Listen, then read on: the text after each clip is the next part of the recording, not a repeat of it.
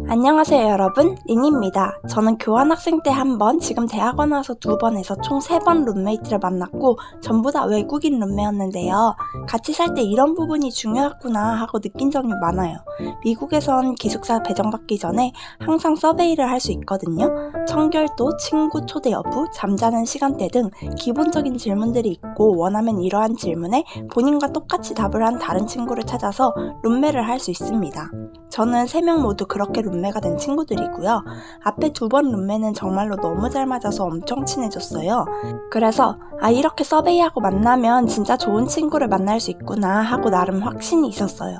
그리고 저는 한국에서도 계속 가족들과 같이 살았기 때문에 혼자 사는 것보단 누구랑 같이 사는 걸 선호하거든요. 안 그러면 너무 외로울 것 같아서요. 그런데 가장 최근 룸메로부터 같은 답변을 해도 이렇게나 다를 수 있구나 하고 많은 걸 깨달았습니다. 그래서 오늘은 제 경험과 또 주변에서 들은 얘기들까지 바탕으로 룸메랑 어떤 점이 잘 맞아야 같이 살 때 편한지 사소한 것부터 체크리스트처럼 모두 공유해 볼게요. 먼저 깔끔한 정도입니다. 서베이에도 본인이 얼마나 깔끔한지, 얼마나 깔끔한 룸메를 원하는지 질문이 있는데요. 생각해보니 이 깔끔한 정도가 정말 주관적인 척도더라고요. 예를 들어 한국에서는 별로 안 깔끔한 사람도 집에서는 신발 벗고 돌아다니잖아요. 근데 외국인은 진짜 깔끔하다는데 집에서 신발 신고 돌아다닐 수 있습니다. 보통 한국인들은 외국인과 룸메하면 이 부분을 처음에 합의를 보더라고요. 청소도 충돌할 수 있는데요. 예를 들어 화장실에서 샤워하면 머리카락 바로바로 치워야 다른 사람이 물 막히지 않고 쓸 수 있겠죠? 특히 욕조로 되어 있는 곳은 더요.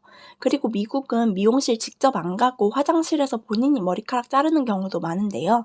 그 이후에는 깨끗이 치우자고 얘기를 해야 하는 것 같아요. 또 냉장고에 음식물 상한 거 계속 방치하면 썩은 냄새 나잖아요.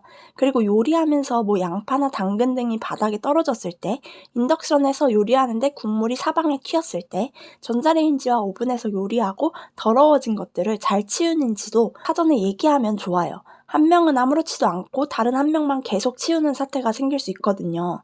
쓰레기통 비우는 주기도 비슷해야 합니다.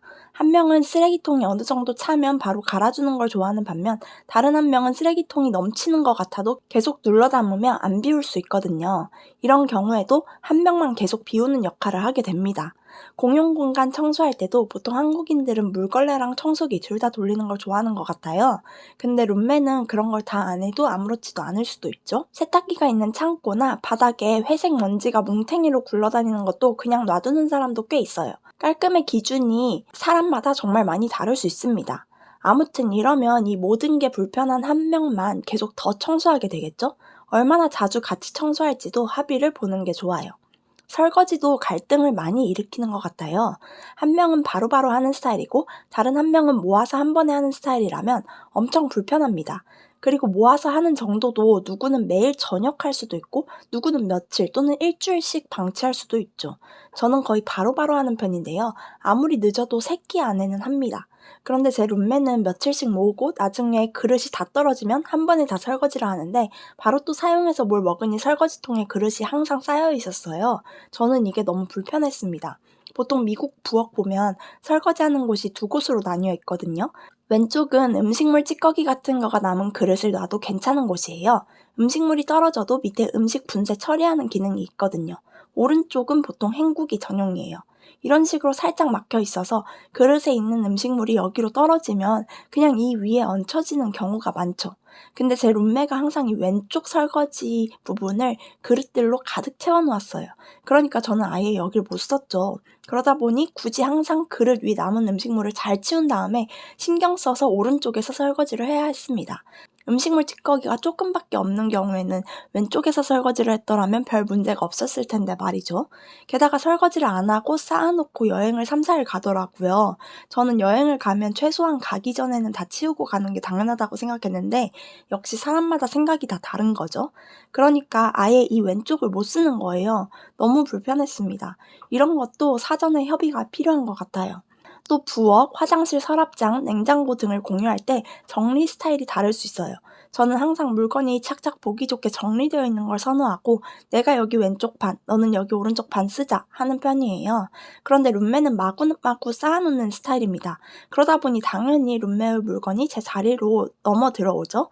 또 공용 공간인 책상, 소파 이런 곳에도 룸메가 물건을 다 늘어놓으면 제 자리가 아예 없었어요. 제 자리가 부족하면 그냥 알아서 치워서 쓰라고 하는데 한 명은 매번 이렇게 쓰고 다른 한 명은 자리 확보를 위해서 자꾸 상대방 물건을 치워야만 쓸 수 있게 된다면 치우는 입장에서 좀 기분이 안 좋을 수도 있죠. 그래서 이런 것도 잘 얘기하는 게 필요합니다. 공용 공간에 이어 공용으로 쓰는 물건이 문제를 일으킬 수도 있습니다. 예를 들어 휴지도 한 명은 조금 더 아껴 쓰는 편이고 다른 한 명은 많이 팍팍 쓰면 함께 사서 사용하는 게 손해처럼 느껴지고 불편해질 수도 있죠. 또 주방기기 등을 좋은 마음으로 공유했던 친구들도 나중에 다들 힘들어하는 경우도 있더라고요. 예를 들어 A가 주방기기를 사고 B에게 일단 내 거 써 하고 호의를 베푼 거죠. 그럼 B가 아예 안 사고 그냥 A 거를 계속 쓰는 거예요. 여기까지는 그래도 큰 문제가 없을 수도 있는데 B가 심지어 설거지까지 안 하면 문제가 되더라고요. A가 본인 물건 쓰고 싶을 때마다 B가 안 치워놓은 설거지를 해야 하는 거죠. 이런저런 걸 고려하면 최대한 공유를 안 하는 게 충돌도 최소화하고 마음 편한 것 같긴 해요. 식문화도 잘 맞아야 돼요. 예를 들어 향신료 향을 안 좋아하는데 향신료가 강한 문화권 친구와 룸메를 하면 방 안 가득 향 때문에 매번 힘들 수 있거든요. 반대로 외국인 친구가 한식 냄새를 싫어할 수도 있고요. 또 한 명은 밥을 일찍 먹는데 다른 한 명은 한밤중이나 새벽에 먹어도 고생이더라고요. 잠자고 있는데 갑자기 새벽 12시나 1시에 매번 요리하는 소리가 들리고 음식 냄새가 나게 되는 거니까요. 대학원생은 다른 스트레스도 많은데 잠자는 시간 엄청 소중하잖아요. 그래서 이런 부분도 잘 맞는 게 중요한 것 같아요.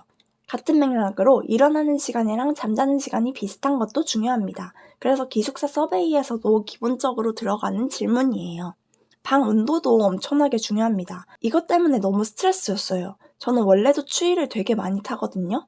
보통 78에서 81화씨를 선호하는데요. 룸메가 처음에 에어컨을 68화씨로 틀어놓는 거예요. 여름이라도 정말 너무 추워서 제 방 에어컨 나오는 부분은 A4 용지 20장씩 겹쳐서 테이프로 다 막아버리고 공용 공간인 거실은 너무 추워서 나가지도 못했습니다. 그리고 긴팔 긴 바지 입고 계속 따뜻한 차 마시고 그랬는데도 결국 감기가 엄청 심하게 걸려서 고생했어요. 여름인데 이게 무슨 일인가요? 아무튼 저는 너무 춥다 했는데 합의가 안 되더라고요. 집에서 종종 긴팔 긴 바지 입은 게 보여서 그렇게 입을 거면 온도를 올리자 했더니 바로 제 눈앞에서 옷을 벗어서 침대에 던지면서 더운데 그냥 입었다는 거예요. 제가 68화씨는 정말 너무 오바다, 너무 춥다 했더니 원래 실내 권장 온도가 65화씨라고 당당하게 제 앞에서 구글링을 했는데 70화씨 중반이 권장 온도로 나오더라고요.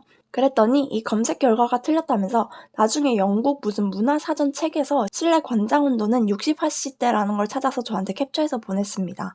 저는 너무 추운데 이 친구가 너무 세서 친구들한테 힘들다고 말하니 룸 어시스턴트가 이런 걸 조절하려고 있는 거라고 RA한테 얘기하라고 하더라고요. 저는 이런 걸 RA한테 말해도 되는 줄 몰랐어요. 진작 말할 걸. 근데 제가 먼저 제안하기도 전에 제가 자꾸 춥다 하니 룸메가 먼저 RA를 부르자고 했습니다. 전 당연히 좋다고 했죠. 그래서 RA가 왔는데 RA도 68은 너무 춥다. 보통 76 정도가 적당하다고 했어요. 그랬더니 흥분을 하고 공격적으로 말을 했는데 저는 RA가 없었으면 정말 또 밀릴 뻔했지만 RA 덕분에 결국 극적으로 74화씨로 합의를 봤습니다. 근데 74도 저한텐 너무 추웠어요. 겨울엔 복도랑 카페랑 학교 교실이 더 따뜻했습니다. 저는 원래도 방에서 공부하는 스타일이고 방에 있는 시간이 진짜 많은데 방이 너무 추우니까 학기 내내 정말 스트레스 받았습니다. 그래서 이번에 온도 맞는 게 얼마나 중요한지 깨달았죠.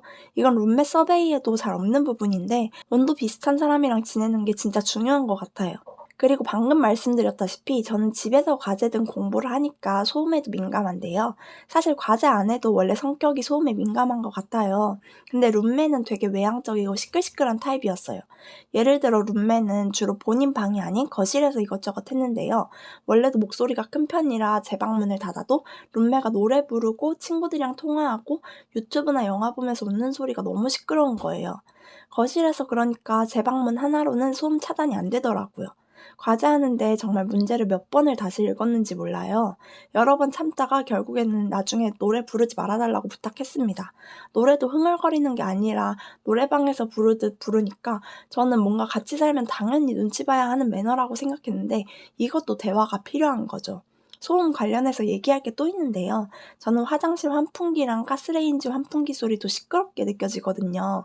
필요할 땐 켜야 하지만 그게 기본적으로 계속 켜 있으면 배경이 시끄러워서 노트북 소리도 키워야 하고 기본적으로 모든 소리가 더 커지게 되더라고요. 근데 룸메는 그 환풍기들을 항상 켜놔야 한다고 합니다. 이런 것도 엄청 사소한데 소리에 민감한 제 입장에서는 집에서 큰 소음이 배경으로 깔려있는 상태가 되게 스트레스였어요. 벌레가 나올 때도 저는 조용히 그냥 제가 잡는 스타일인데요. 룸메는 밤 12시에도 크게 소리를 지릅니다. 애써 못 들은 척하면 제 방 노크하고 잡아달라고 합니다. 근데 이게 같이 늘 방 청소를 하다가 벌레가 나오면 어머 하고 같이 잡겠는데 청소부터 시작해서 너무나 많은 충돌이 있는 룸메랑 사는 곳에서 벌레가 나왔고 굳이 밤이나 새벽에 소리를 지르고 잘 수도 있는 저를 깨워서 잡아달라고 하니 불편한 거예요. 벌레가 나오더라도 몇 시 이후에는 소리 지르지 말자. 각자 알아서 처리하자. 이런 것도 합의를 해야 하는 것 같아요. 또 소음에서 방문 닫는 소리나 쿵쾅거리면서 걸어다니는 소리도 포함될 수 있겠네요. 제 룸메는 저를 처음 만났을 때 문 닫는 걸 조심해달라고 이전 룸메랑 트러블이 있었다고 했습니다. 이렇게 문 닫을 때 손잡이 딸깍 소리 나는 게 싫다는 거예요. 이게 되게 사소한 건데 엄청 신경 쓰이고 불편하더라고요. 저는 맨 처음에 이거 듣고 룸메도 소리에 엄청 예민하고 조용한 사람인 줄 알았잖아요. 그리고 제가 뒤쪽에 있는 기숙사로 이사 온 것도 룸메가 본인은 소리에 민감하다고 조용한 뒤쪽에 살아야 한다고 엄청 설득해서 온 거거든요.